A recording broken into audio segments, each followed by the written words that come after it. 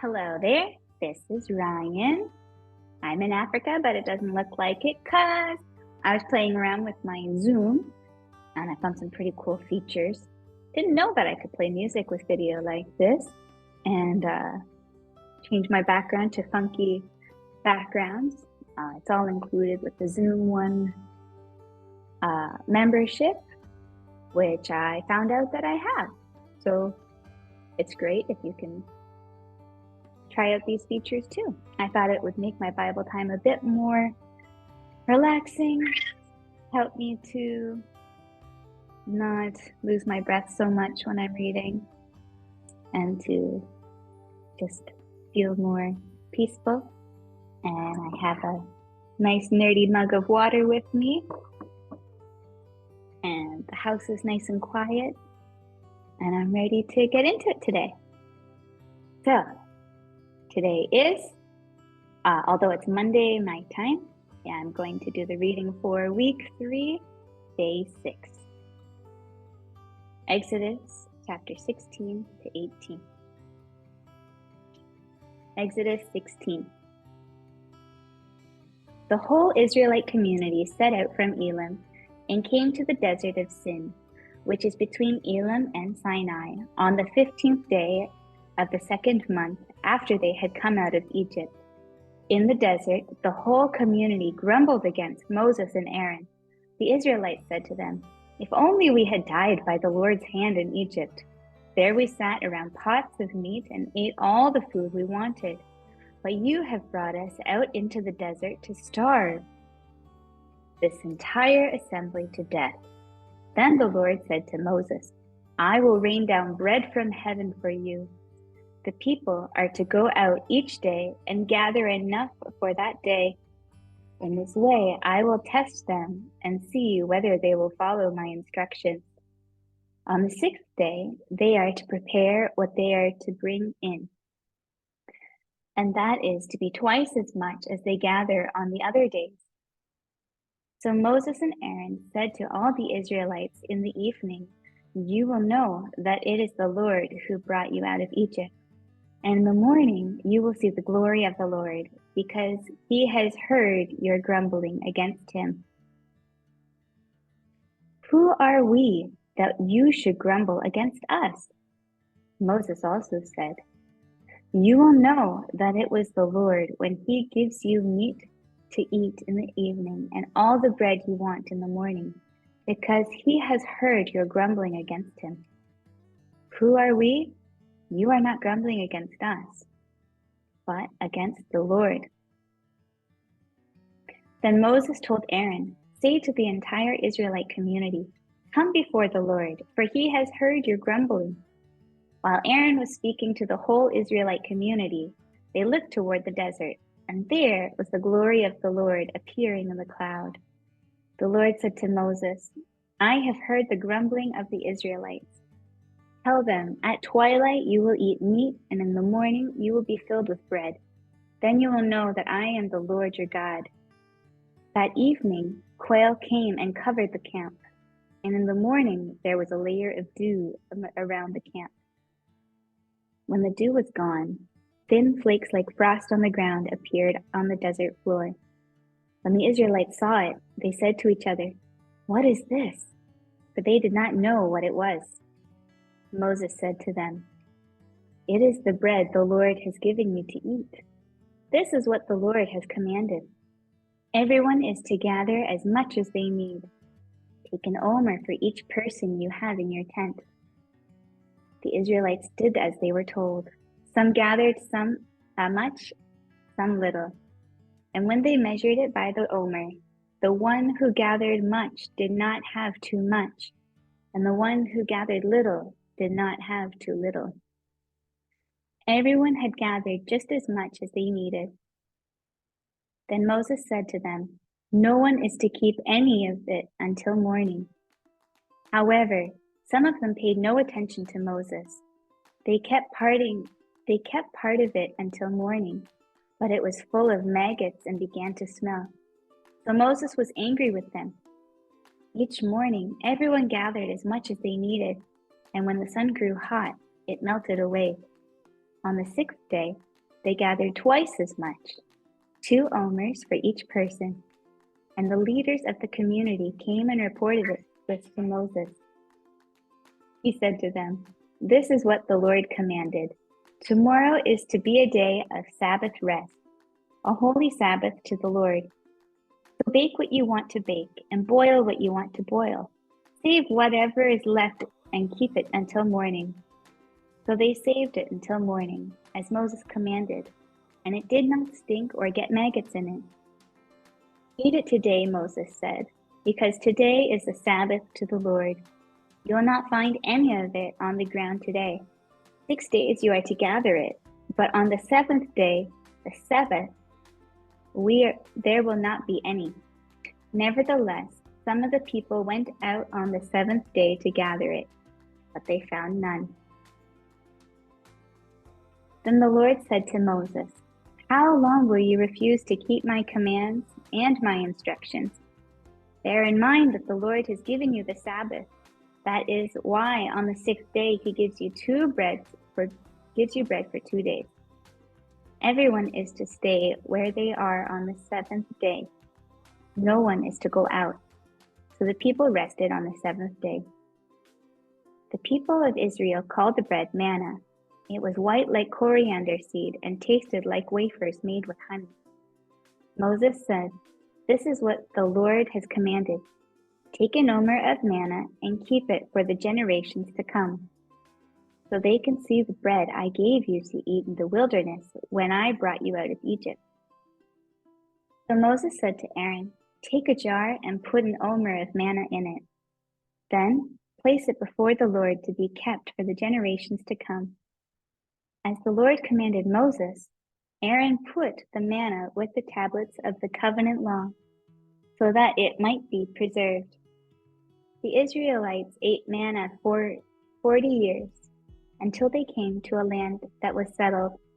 They ate manna until they reached the border of Canaan. An omer is 1/10 of an ephah.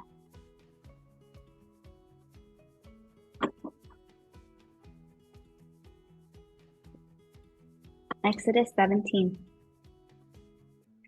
The whole Israelite community set out from the desert of Sin, traveling from place to place as the Lord commanded. They camped at Rephidim, but there was no water for the people to drink. So they quarreled with Moses and said, "Give us water to drink." Moses replied, "Why do you quarrel with me? Why do you put the Lord to the test?" But the people were thirsty for water there, and they grumbled against Moses. They said, "Why did you bring us out of Egypt to make us and our children and livestock die of thirst?" Then Moses cried out to the Lord, "What am I to do with these people? They are almost ready to stone me." The Lord answered Moses, "Go out in front of the people. Take with you some of the elders of Israel, and take in your hand the staff with which you struck the Nile, and go. I will stand there before you by the rock at Horeb. Strike the rock, and water will come out of it for the people to drink." So Moses did this in the sight of the elders of Israel, and he called the place Massah and Meribah, because the Israelites quarreled and because they tested the Lord, saying, "Is the Lord among us or not?" The Amalekites came and attacked the Israelites at Rephidim. Moses said to Joshua, "Choose some of our men and go out to fight the Amalekites. Tomorrow I will stand on top of the hill with the staff of God in my hands." So Joshua fought the Amalekites as Moses had ordered, and Moses, Aaron, and Hur went to the top of the hill. As long as Moses held up his hands, the Israelites were winning. But whenever he lowered his hands, the Amalekites were winning. When Moses' hands grew tired, they took a stone and put it under him, and he sat on it. Aaron and Hur held his hands up on one side, one on one side, one on the other, so that his hands remained steady until sunset. So Joshua overcame the Amalekite army with the sword. Then the Lord said to Moses, "Write this on a scroll as something to be remembered, and make sure that Joshua hears it. because I will completely blot out the name of Amalek from under heaven. Moses built an altar and called it, "The Lord is my banner." He said, because hands were lifted up against the throne of the Lord would be at war against the Amalekites from generation to generation.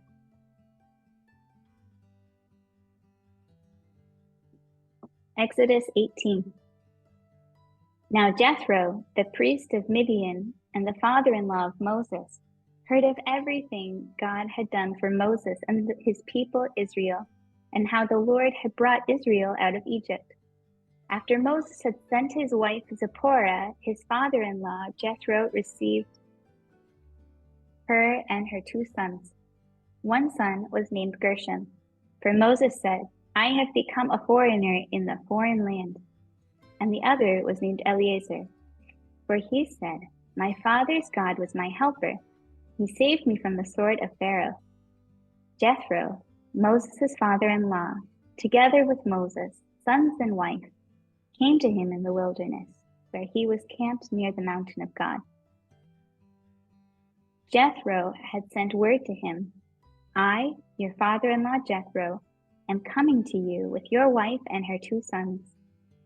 So Moses went out to meet his father-in-law and bowed down and kissed him. They greeted each other and went into the tent. Moses told his father-in-law about everything God had done to Pharaoh and the Egyptians for Israel's sake, and about all the hardships they had met along the way and how the Lord had saved them. Jethro was delighted to hear about all the good things the Lord had done for Israel in rescuing them from the hand of the Egyptians. He said, "Praise be to the Lord, who rescued you from the hand of the Egyptians and of Pharaoh, and who rescued the people from the hands of the Egyptians. Now I know that the Lord is greater than all other gods, for he did this to those who had treated Israel arrogantly." Then Jethro, Moses' father-in-law, brought a burnt offering and other sacrifices to God, and Aaron came with all the elders of Israel to eat a meal with Moses' father-in-law in the presence of God. The next day, Moses took his seat to serve as judge for the people, and they stood around him from morning till evening. When his father-in-law saw all that Moses was doing for the people, he said, "What is this you are doing for the people? Why do you alone sit as judge, while all these people stand around you from morning till evening?" Moses answered him, "Because the people come to me to seek God's will. Whenever they have a dispute, it is brought to me, and I decide between the parties and inform them of God's decrees and instructions." Moses' father-in-law replied, "What you are doing is not good. You and these people who come to you will only wear yourselves out. The work is too heavy for you. You cannot handle it alone. Listen now to me, and I will give you some advice, and may God be with you. You must be the people's representative before God and bring their disputes to him. Teach them his decrees and instructions, and show them the way they are to live and how they are to behave. But select capable men from all of the people, men who fear God, trustworthy men who hate dishonest gain, and appoint them as officials over thousands, hundreds, fifties, and tens. Have them serve as judges for the people at all times, but have them bring every difficult case to you. The simple cases they can decide themselves. That will make your load lighter, because they will share it with you.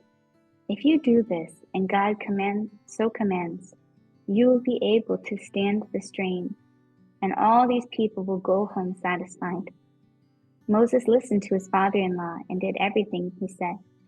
He chose capable men from all Israel and made them leaders of the people, officials over thousands, hundreds, fifties, and tens. They served as judges for the people at all times. The difficult cases they brought to Moses, but the simple ones they decided themselves. But Moses sent his father-in-law on his way, and Jethro returned to his own country. And this concludes the reading for week 3, day 6. And I did use some of my day 7 to catch up on some readings, as well as today, Monday. So I'm also looking forward to starting week 4. But I would like to close this time in prayer. God, thank you for these lovely, useful tools that just allow me to peacefully listen to music while I read your word. And I just lift up anybody that is listening. Father, that you would bless their heart today, that they would hear your word and be encouraged, that you would draw them into your presence, that they could know you more deeply and more nearly. Father, that you would speak to us and that we could hear your voice, like give us wisdom and guidance, and help me to set time apart every day. I really do struggle with finding a quiet time. I just thank you for this lovely quiet morning that the stomping upstairs has quieted down. My cats are finally sleeping, and it's just me this morning. So, Lord, thank you for this quiet and this peace. And bless this time. In Jesus' name, amen. And that concludes my Bible time for now. Thank you for joining me. See you later.